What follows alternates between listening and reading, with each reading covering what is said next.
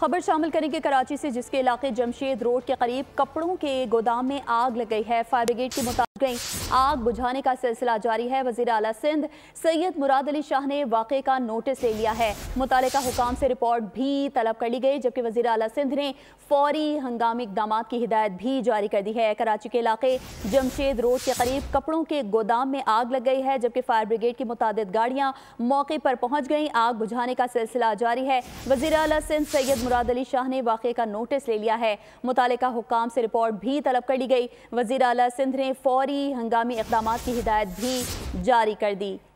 मज़ीद तफसीलात जानेंगे साद शरीफ से। साद, आगाह कीजिएगा। जी बिल्कुल, दाऊद यूनिवर्सिटी के अकब में यहाँ पर कपड़ों की फैक्ट्री है, जहाँ पर आग लगी है। गोदाम है बेसिकली यहाँ पर कपड़ों का, जहाँ पर अब से कुछ देर पहले आतिशबाजी का मामला हुआ, जबकि बताया जा रहा है रेस्क्यू हुकाम की जानिब से कि 4 फायर टेंडर्स जो है इस ऑपरेशन में हिस्सा ले रहे हैं और साथ ही साथ आग बुझाने का जो अमल है वो भी जारी है। कई हद तक जो इसका जो एरिया था वो कवर कर लिया गया है फायर ब्रिगेड की जानिब से, जबकि रेस्क्यू 1112 की भी टीम यहाँ पर मौजूद है।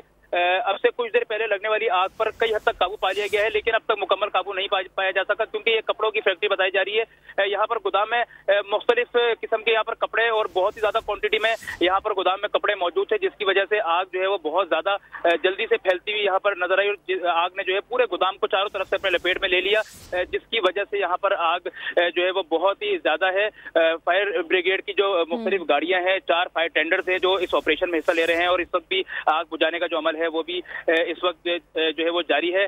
जबकि बताया जा रहा है कि अब से कुछ ही देर में कोशिश ये की जा रही है रेस्क्यू हुकाम की जानिब से कि कुछ ही देर में इस फायर को मुकम्मल तौर पर काबू पा लिया जाए और साथ ही साथ जो है वो कूलिंग का जो अमल है वो भी जारी कर दिया जाए। जबकि अगर बात करूं नुकसानात की, तो कोई जानी नुकसान अब तक सामने नहीं आ सका, जबकि माली नुकसान का कोई अब तक जो है ना वो अंदाजा नहीं लगाया जा सकता। कबल वक्त होगा कुछ भी कहना, जबकि रेस्क्यू टीम भी यहाँ पर मौजूद है, पुलिस की भी भारी नफरी इस वक्त यहाँ पर मौजूद है, जो कि यहाँ पर चारों तरफ से जो इस एरिया है इसको भी कॉर्डन करने की कोशिश कर रही है और फायर ब्रिगेड की जो गाड़ियां हैं और जो रेस्क्यू की टीम्स हैं वो साथ ही साथ अपने जो फराइज है उसका अंजाम दे रहे हैं। ठीक है, फराइज सर अंजाम दे रहे हैं। साद शरीफ हमें तफसीलन आगाह कर रहे थे, आपका बहुत शुक्रिया। सब्सक्राइब करें और बेल दबाएं ताकि कोई खबर रह न जाए।